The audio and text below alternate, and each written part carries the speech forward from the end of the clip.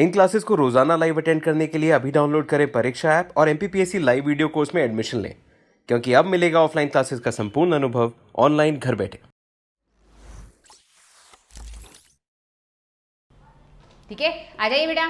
चलिए first start. ठीक है, जो बेसिक टर्मिनोलॉजी है, नंबर 1 आयोनाइजेशन एनर्जी, क्योंकि अभी हमने एटम पढ़ा है बेटा और मैं आपको आयन पढ़ा चुकी हूं, इस कारण से आयोनाइजेशन एनर्जी मैं यहां पर ले रही हूं। ओके, आयोनाइजेशन एनर्जी, ठीक है, इसे IE भी कहते हैं और आयोनाइजेशन पोटेंशियल भी कहते हैं, तो इसे IT भी कहते हैं। आयोनाइजेशन एंथैल्पी भी कहा जाता है इसको। ठीक है, क्यों? क्योंकि एनर्जी को ही आगे कहते हैं एंथैल्पी भी कहते हैं बेटा, याद रखिएगा। एनर्जी को ही क्या कहा जाता है? एंथैल्पी। ओके, ठीक है ना। तो कुछ ऐसी बेसिक टर्मिनोलॉजी होती है जिसमें यानी इक्विवेलेंट वर्ड है ये, energy is equal to enthalpy बोल दिया जाता है। ठीक है, तो आयोनाइजेशन एनर्जी, आयोनाइजेशन पोटेंशियल और आयोनाइजेशन एंथैल्पी तीनों एक ही चीज है। क्लियर? आइए अब हम इसको समझते हैं कि आयोनाइजेशन एंथैल्पी या आयोनाइजेशन एनर्जी है क्या। क्लियर? तो ऐसा कहा जाता है बेटा, अभी हमने पढ़ा, क्या पढ़ा? हमने ये पढ़ा था कि हमारा एटम जो होता है, ठीक है, उसमें सेंटर मोस्ट पोर्शन क्या होता है? न्यूक्लियस होता है। न्यूक्लियस के अराउंड सर्कुलर पाथ होते हैं which is called as orbit and a specific type of particle, ठीक है, which is called as electron moving around the nucleus in the orbit. Okay, ठीक है, तो आ जाइए आयोनाइजेशन एनर्जी क्या है। देखिए अब आयोनाइजेशन एनर्जी, आयन, इसमें एक शब्द छोटा सा वर्ड आ रहा है आयन। आयन, तो आयन कहने का मतलब है कि जब कोई एटम, एक हमारी टोन में गए, अपनी एक सिंपल लैंग्वेज में गए कि जब कोई न्यूट्रल एटम को आप आयन में कन्वर्ट करते हैं, okay, when a neutral atom convert into their ion, ठीक है ना, तो required energy is called as their ionization energy। ठीक है, ये कोई ऐसी डेफिनेशन नहीं है जो बिल्कुल कहने का मतलब है कि केमिस्ट्री में पढ़ने को मिलेगी हमें, ये सिर्फ हमारे समझने वाली डेफिनेशन है। इसकी रियल डेफिनेशन क्या है वो हम अभी देख रहे हैं। ठीक है, तो अभी हमने क्या बोला कि ionization energy is that energy by which any neutral atom change in their ion corresponding ion, यानी आयनन ऊर्जा या आयोनाइजेशन एनर्जी ऐसी एनर्जी है जो किसी भी न्यूट्रल एटम को उसके आयन में कन्वर्ट कर सकती है। अब क्वेश्चन उठता है कि मैम आयन कौन सा वाला? ठीक है, तो आयन बेटा कौन सा वाला? ठीक है, तो आयन की बात करें तो केटायन, यानी केटायन में कन्वर्ट कर सकती है, हाँ ना, ठीक है ना। चलिए आइए देखते हैं फिर इसकी जो केमिस्ट्री में हम डेफिनेशन पढ़ते हैं, स्टैंडर्ड डेफिनेशन, वो क्या है वो देखेंगे। पहले हम इसको समझते हैं कि ये चीज है क्या। तो देखिए बेटा, छोटी सी सिर्फ 2 मिनट की स्टोरी में समझा रही हूं मैं आपको, सिर्फ 2 मिनट की स्टोरी, ठीक है ना बेटा। देखिए मान लीजिए ये एक बड़ा परिवार है, ये एक जॉइंट फैमिली है, joint family. Okay, joint family में जो हमारा न्यूक्लियस है वो है हमारे दादाजी, ग्रैंडपा। ओके, तो न्यूक्लियस हमारे ग्रैंडपा है, ग्रैंडपा हमारे दादाजी है, हमारे दादाजी, ठीक है। और दादाजी क्या है? घर के मुखिया हैं, ऑब्वियसली घर के मुखिया हैं, ठीक है। उसके बाद जो फर्स्ट ऑर्बिट नजर आ रही है, जो फर्स्ट ऑर्बिट नजर आ रही है, ठीक है, उसमें 2 इलेक्ट्रॉन नजर आ रहे हैं, ठीक है। और ये 2 इलेक्ट्रॉन को सपोज कर लिया ये हमारे एक जोड़ी 1 पेयर मम्मी पापा। ओके, ठीक है, जिस तरह से हमारी 1 पेयर आईज होती है, 1 पेयर ईयर्स होते हैं, ठीक है ना, उसी तरह से एक जोड़ी mummy papa, 1 pair mother and father. Okay, ठीक है, तो ये हमारे मम्मी पापा हैं। ओके, जो मम्मी पापा हैं वो दादाजी के बाद ही हैं, है ना, दादाजी के बाद मम्मी पापा हैं हमारे। मम्मी पापा के बाद यहाँ पर मैं एग्जाम्पल ले रही हूँ किसका? सोडियम का, सोडियम का एटम बना रही हूँ मैं, ठीक है। तो सोडियम के एटम को लेकर मैं एक्सप्लेन कर रही हूँ कि जो न्यूक्लियस है हमारा वो हमारे ग्रैंडपा हैं, उसके बाद फर्स्ट ऑर्बिट में हमारे 1 पेयर मम्मी पापा हैं, एक जोड़ी मम्मी पापा हैं। ओके, आ जाइए, फिर उसके बाद 1 2 3 4 7 8, ठीक है ना। सेकंड ऑर्बिट में 8 इलेक्ट्रॉन होते हैं, तो ये हमारे 4 पेयर, ठीक है, क्या है 1 2 3 4 पेयर हमारे अंकल आंटी हैं। ओके, मम्मी पापा सबसे बड़े, फिर 4 पेयर अंकल आंटी, ठीक है, और फिर यहाँ पर हम हैं, फिर यहाँ पर क्या है, हम हैं, ठीक है, हम हैं हम, ठीक है ना। तो थर्ड ऑर्बिट में आएंगे क्योंकि थर्ड जनरेशन है हम, ठीक है ना, सेकंड जनरेशन है इसमें। तो लेकिन हमारे दादाजी हैं, दादाजी के बाद मम्मी पापा है, मम्मी पापा के बाद हमारे अंकल आंटी, और फिर हमें थर्ड ऑर्बिट में आ गए। तो ये जो एटम बनाया है, ये बनाया है किसका, हमने सोडियम का। क्लियर। अब देखिए, आप जानते हैं कि जो इलेक्ट्रॉन होता है वो अपने एक्सिस पर क्या करता है, रोटेशन करता है, और न्यूक्लियस के अराउंड भी क्या करता है, रोटेशन करता है, या हम ये बोल सकते हैं कि न्यूक्लियस के अराउंड भी क्या करता है, वो सर्कुलर मोशन करता है। ओके, ठीक है ना।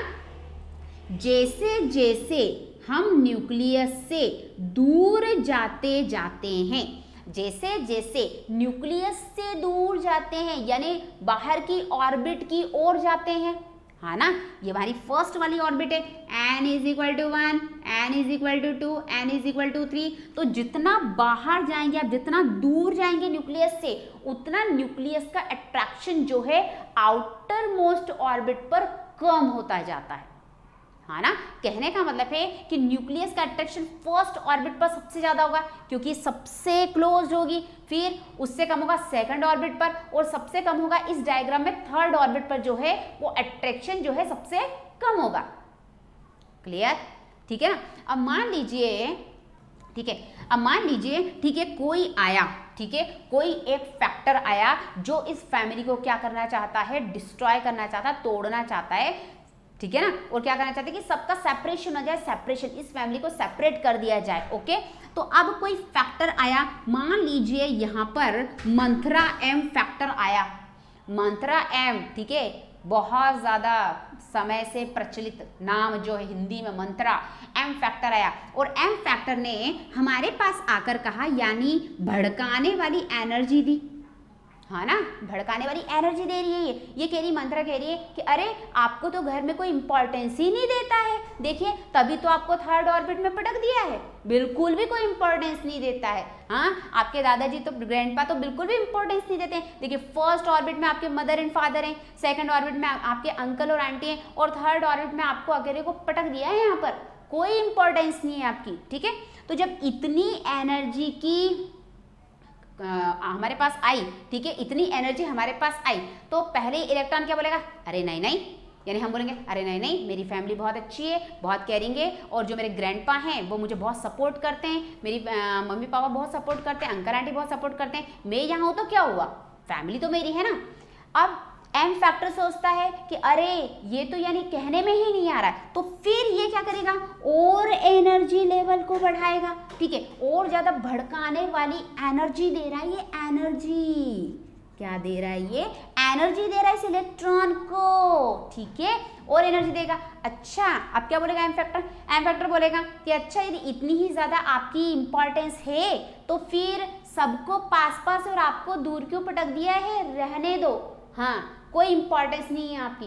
अब क्या होगा, बातें लग गई, जैसे ही बातें लगी, ठीक है, एनर्जी गेन कर ली, और जब कोई इलेक्ट्रॉन एनर्जी गेन करता है, ठीक है, तो क्या होने लगता है, वो एक्साइटेड स्टेट में आ जाता है, ठीक है। जब कोई electron charge particle energy gain करता है तो वो एक्साइटेड लेवल में आ जाता है, यानी उत्तेजित अवस्था में आ जाता है, और जब एक्साइटेड लेवल में आ जाएगा तो वो इस ऑर्बिट में अब नहीं रह पाएगा, और जब नहीं रह पाएगा तो वो इस ऑर्बिट को छोड़कर कहां पर निकल जाएगा, बाहर निकल जाएगा।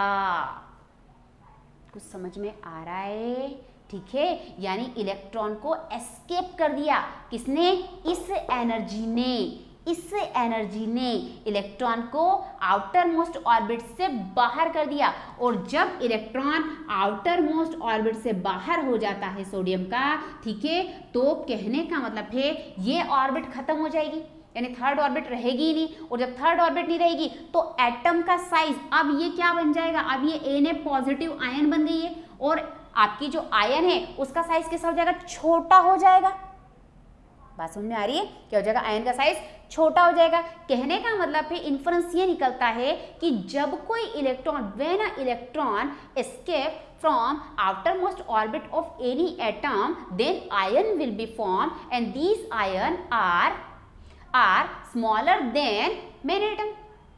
ओके यानी एटम से इसका साइज कैसा हो जाएगा, छोटा हो जाएगा, छोटा हो जाएगा। अब जो है ग्रैंडपा बोलेंगे ओ माय गॉड क्या हुआ, मेरे जो यानी बच्चे को क्या कर दिया, ठीक है, बाहर की एनर्जी ने क्या कर दिया, फैमिली से दूर कर दिया। तो अब न्यूक्लियस का अट्रैक्शन क्या हो जाएगा, यहाँ पर बढ़ जाएगा। आउटर मोस्ट ऑर्बिट पर न्यूक्लियस का अट्रैक्शन बढ़ जाएगा, ठीक है ना। और अट्रैक्शन क्यों बढ़ेगा, क्यों बढ़ेगा, न्यूक्लियस का अट्रैक्शन आउटर मोस्ट ऑर्बिट पर क्यों बढ़ेगा, ठीक है, इसलिए बढ़ेगा क्योंकि न्यूक्लियस में जो हमारा प्रोटॉन है, जो हमारा प्रोटॉन है वो तो 1 1 11 है, लेकिन इलेक्ट्रॉन कितने हो गए, 10 हो गए, यानी पॉजिटिव चार्ज ज़्यादा हो गया। और जब न्यूक्लियस में पॉजिटिव चार्ज ज़्यादा हो जाएगा तो वो आउटर मोस्ट ऑर्बिट को ज़्यादा अट्रैक्ट कर लेगा, यानी जो आयन का साइज है वो ज़्यादा छोटा हो जाएगा, और ज़्यादा छोटा हो जाएगा। यानी कहने का मतलब है कि अब ये जो न्यूक्लियस है ये आउटर मोस्ट ऑर्बिट को बहुत स्ट्रांगली बाइंड करके रखेगा।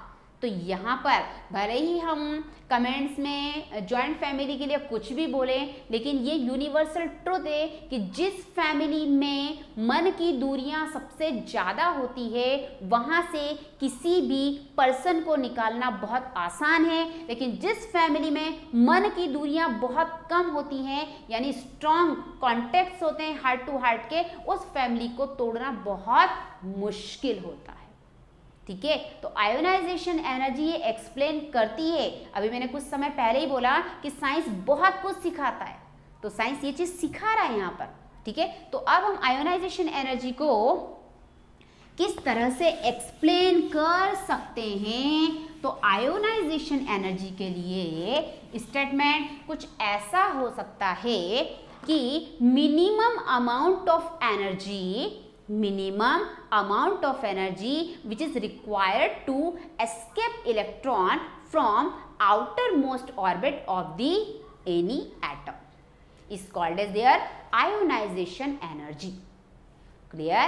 ठीक है। अब ionization energy जो है, ये जो हमारी ionization energy है, ठीक है, इसकी यूनिट जो होती है इलेक्ट्रॉन वोल्ट। किसमें नापते हैं, इसको मेजर करते हैं इलेक्ट्रॉन वोल्ट में, यानी किसी एक इलेक्ट्रॉन को एस्केप करने के लिए कितना इलेक्ट्रॉन वोल्ट एनर्जी लग रहा है, या फिर किलो जूल भी होता है इसका यूनिट, केजे, किलो जूल भी होता है, ठीक है, केजे या किलो जूल भी होगा, या किलो कैलोरी भी हो सकता है इसका यूनिट। तो 3 यूनिट होते हैं इसके, electron volt, kilo joule, kilo calorie, लेकिन जनरली जो लेते हैं वो या तो ईवी लेते हैं या केजे लेते हैं। ओके बेटा, आप बहुत स्मार्ट हो, बहुत इंटेलिजेंट हो, अब केजे को करण जौहर बोलने लग जाओगे आप, ठीक है। तो ये केजे जो है बेटा किलो जूल है अपना, है ना, उसको नहीं लेना है, हटाओ। तो आयोनाइजेशन एनर्जी, ठीक है ना, तो ये हो गई आयोनाइजेशन एनर्जी। जब फर्स्ट इलेक्ट्रॉन हमारा बाहर निकलता है किसी भी न्यूट्रल एटम से, तो जो आयोनाइजेशन एनर्जी होगी वो कहलाएगी IE1। It means first ionization energy, first ionization energy, ठीक है, क्लियर।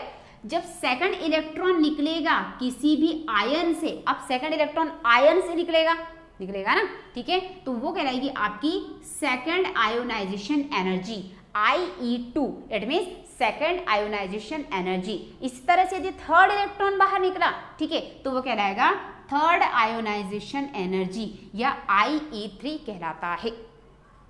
ओके, क्या आप मुझे यहाँ पर बता सकते हैं कि इनका इंक्रीजिंग ऑर्डर क्या होगा, कौन सी एनर्जी, किस एनर्जी का जो वैल्यू होगा वो सबसे ज्यादा होगा, IE1 सबसे ज्यादा होगी क्या, IE2 ज्यादा होगी या IE3 ज्यादा होगी? क्या मुझे आप इनका इंक्रीजिंग ऑर्डर बता सकते हैं? ठीक है, चलिए फटाफट 1 मिनट में बताइए, आपके पास 1 मिनट का समय है।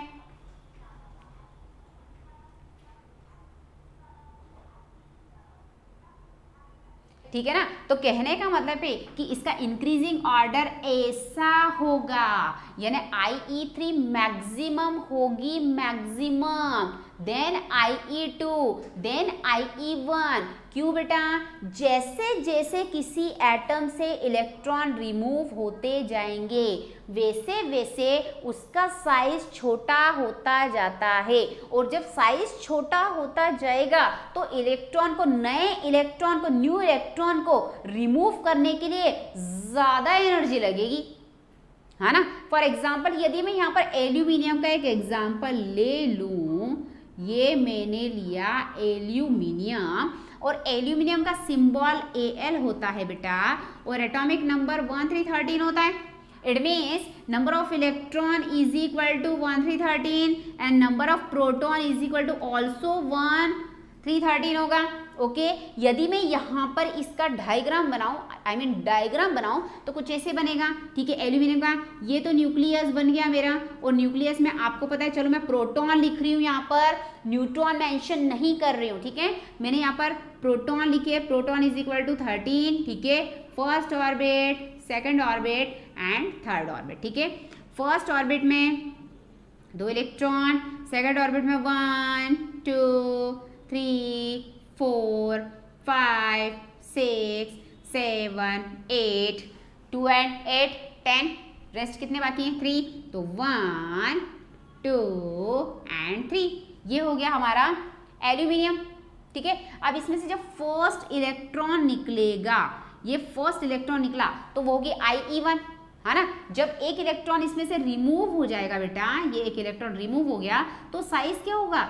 छोटा होगा यहाँ पर। क्यों होगा? क्योंकि प्रोटॉन तो अभी भी 13 ही है, लेकिन इलेक्ट्रॉन 12 हो जाएंगे यहाँ पर, है ना। और क्या बनेगा आपका Al,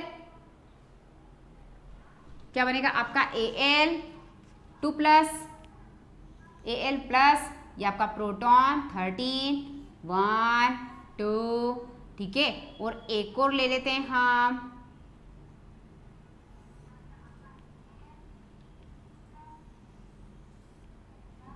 ठीक है, यानी इसके कंपेयर में छोटा हो जाएगा थोड़ा सा, ठीक है, बिल्कुल छोटा हो जाएगा।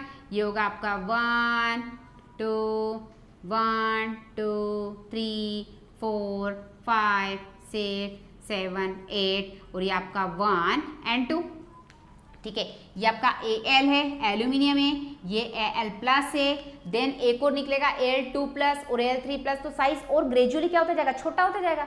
और जब साइज छोटा होगा तो जो एनर्जी होगी, आयोनाइजेशन एनर्जी होगी, वो बढ़ती जाएगी, है ना।